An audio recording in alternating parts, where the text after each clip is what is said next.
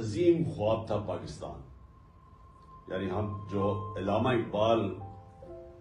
شاید 500 سال میں اس طرح کا کوئی ذہن نہیں آیا، جو انٹلیکٹ نہیں آیا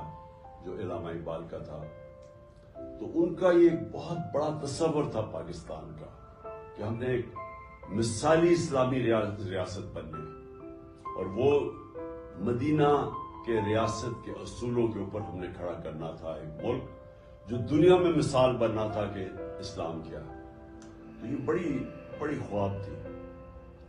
تو میں آپ سے آج جو آپ سب سے بات کرنا چاہتا ہوں اس کا مقصد کیا ہے. اس کا مقصد یہ ہے کہ آپ جو پاکستان کا مستقبل ہے، آپ اپنے اندر جو اللہ نے پوٹینشل دیا ہے، جو آپ کو اللہ نے اشرف المخلوقات بنایا ہے، سب سے عظیم مخلوق، فرشتوں کو کہا تھا کہ انسان کے سامنے جھکو. تو جب شیطان نے پوچھا کہ میں نہیں جھکتا، تو اللہ نے کہا تمہیں بھی، فرشتوں کو بھی نہیں پتا کہ میں نے یہ انسان کو کتنی پاور، صلاحیت دی. تو میں یہ چاہتا ہوں کہ آپ آج جو میرا زندگی کا تجربہ ہے اسے سیکھیں کہ اللہ نے آپ کو اتنی طاقت دی ہے کہ آپ قرآن میں جس طرح کہتا ہے فرشتوں سے بھی آپ اوپر جا سکتے ہیں. لیکن یہ ہمارے ہاتھ میں ہے کہ قرآن میں یہ بھی کہتا ہے کہ جب انسان گرتا ہے تو جانوروں سے بھی نیچے چلا جاتا ہے. تو ہمارے اوپر ہے کہ ہم کیا پرواز ہماری اوپر جانی ہے، یا ہم نے یہ زمین پہ، جس طرح مولانا رومی کہتے ہیں کہ جب اللہ نے آپ کو پر دی ہے تو کیوں زمین کے اوپر کیڑے مکوڑوں کی طرح، چونٹیوں کی طرح رینگ رہے ہو.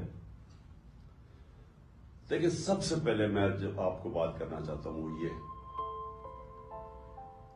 کہ میں اپنی مثال سے آپ کو بتانا چاہتا ہوں کہ مجھے اللہ نے بڑا خوش قسمت انسان ہوں کہ جو میں اللہ سے مانگا، جو میں نے زندگی میں محنت کی، وہ اللہ نے مجھے سب کچھ دیا. یعنی میں نے زندگی کی ساری اونچ دیکھی ہوئی ہے، زندگی کو جو شاید ہی کسی نے دیکھی ہو. تو اگر ذاتی طور پہ جو میں زندگی میں اچیو کرنا چاہتا تھا اللہ نے وہ مجھے دے دیا. میری صرف اب ایک میری خواہش ہے کہ میں اپنے ملک کو وہ ملک بنانا چاہتا ہوں، دیکھنا چاہتا ہوں جس کو میں نیا پاکستان کہتا ہوں، کہ وہ دراصل اسی واپس جس وجہ سے لاکھوں لوگوں نے قربانیاں دی تھی اور پاکستان بنا تھا، ہم واپس اسی جگہ کے اوپر جائیں، ادھر سے اس خواب کو پھر سے کھڑا کریں کہ وہ مثالی اسلامی ریاست بنائیں، دنیا میں مثال بن جائے، لوگ پاکستان کی مثال دیں کہ یہ ہوتی تھی، یہ ہے وہ ریاست جو ایک مثال بن کے نکلی ہے، جس طرح کہ مدینہ کی ریاست ایک مثال بنی تھی